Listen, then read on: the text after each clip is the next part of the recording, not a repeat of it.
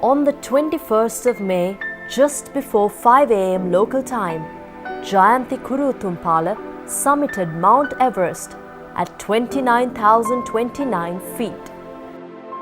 Jayanthi became the first Sri Lankan to reach the summit of Mount Everest. She is the 419th woman to achieve this difficult feat.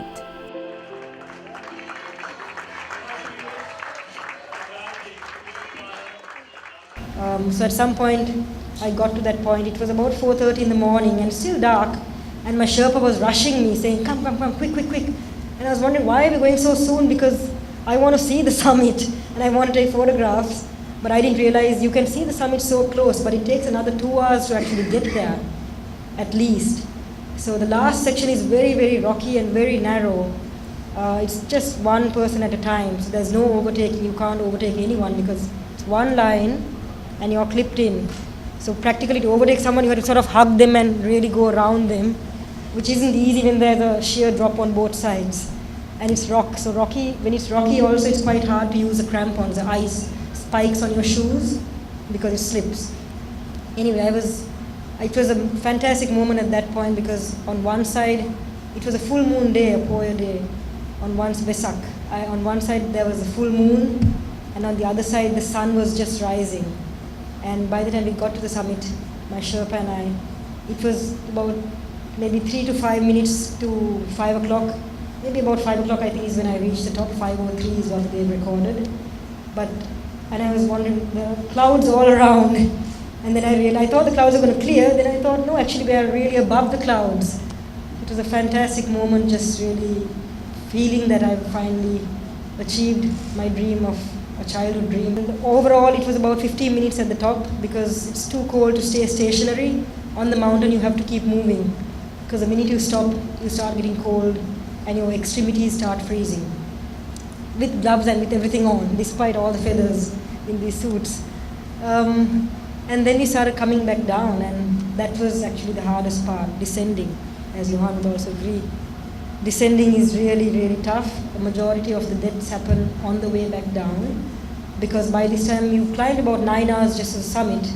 You're exhausted, you're dehydrated, the oxygen mask really dehydrates your system, and it's very hard to drink water. You have to sort of really pull it down, and then it's poking in your neck, and then you quickly drink water. My bottle froze up despite the case it had, the zip didn't close, so I'm drinking through like icy water.